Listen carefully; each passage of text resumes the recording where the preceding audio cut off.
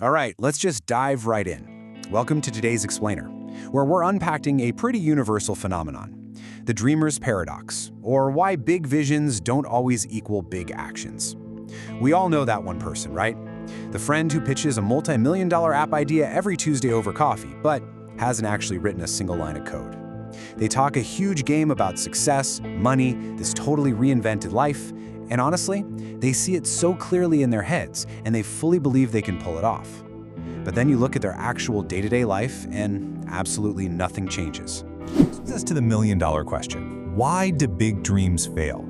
If the ambition is burning hot and the vision is crystal clear, why on earth doesn't that translate into reality? It's a total mystery. And let's be real, it's incredibly frustrating for millions of people.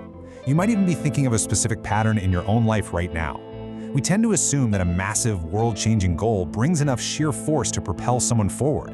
But the research we're looking at today shows that a lot of times, the exact opposite is true. It's down to this really fascinating contrast between the perfect dreamer and the harsh reality. Think of the perfect dreamer as someone who is absolutely elite at talking. They map out the future, they visualize the success flawlessly, and they whip up so much excitement. But then, bam, you hit the harsh reality. Days turn into weeks, weeks into years, and nothing physically changes. There's this massive, gaping chasm between the internal world of imagination and the external world of action. Our gut reaction is usually to look at this in action and just call it laziness, right? But hold on. Psychology tells us this is not laziness at all.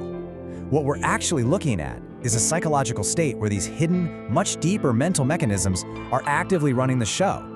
It's not that someone isn't trying hard enough, it's that their brain is literally setting up this complex maze of traps, actively preventing them from doing the exact things they claim they want. Let's get into the first of these traps. Trap number 1, the brain's reward system, where we basically confuse mere thought with actual tangible progress. To really wrap our heads around this, we have to understand how our internal wiring is kind of turning against us. According to the psychological research, just imagining success gives your brain a literal sense of achievement. When you sit there daydreaming about your goals, vividly picturing yourself crossing that finish line, your brain actually releases a hit of dopamine. It reacts almost exactly as if you've already done the hard work in the real world. Your brain is essentially giving you a high five for a job well done, even if you've been sitting on the couch the entire time. This sets off what we can call the motivation drain. It's basically a downward spiral. First off, your brain soaks up that premature satisfaction we just talked about. Then, because of that feeling, this powerful illusion of progress is created. You legitimately feel like you're moving the needle just by planning. And finally, because you already feel completely satisfied, your urgency to take real physical action absolutely plummets. I mean, why put in the grueling hours when your brain is already handing out the reward for the day? It brings us right into this exhausting overthinking loop. Step 1, the dreamer analyzes every single step of the journey. Step 2, they imagine every single possible outcome, the good, the bad, all of it. Step 3, this relentless, endless analysis drains a monumental amount of mental energy. So by the time we hit step 4, they are literally physically and mentally too tired to act. They do all the mental heavy lifting and have zero gas left in the tank for the actual execution. Moving right along to trap number 2, the perfection illusion. This one is all about hiding fear and waiting for that elusive feeling of ready. While that first trap was all about false rewards, the second one acts more like a psychological defense mechanism. Let's pull back the curtain here. On the surface, you see the cover-up, right? Endless motivation, intense planning sessions, super high ambition. But the source material shines a light on the truth hiding right underneath all that, a deep, profound fear of risking their self-image and ultimately failing. It's not that these dreamers lack ambition, it's that they are absolutely terrified of what happens if they give it 100% of their effort and still fall flat on their faces. And we have to recognize this, because otherwise you can spend your entire life hiding behind a shield of fake productivity. Here is the absolute kicker. As long as you don't try, your dream is still perfect. Let that sink in. Staying in the planning phase is quite literally the ultimate way to protect your ego. Think about it. An unattempted dream has zero flaws, no setbacks, no rejections, no embarrassing moments. It stays totally pristine inside your head. But the exact second you take real action, you introduce the possibility of imperfection. And for a lot of people, taking that risk is simply too painful to even consider. Because of this underlying fear, dreamers torture themselves with this question: when is the right moment?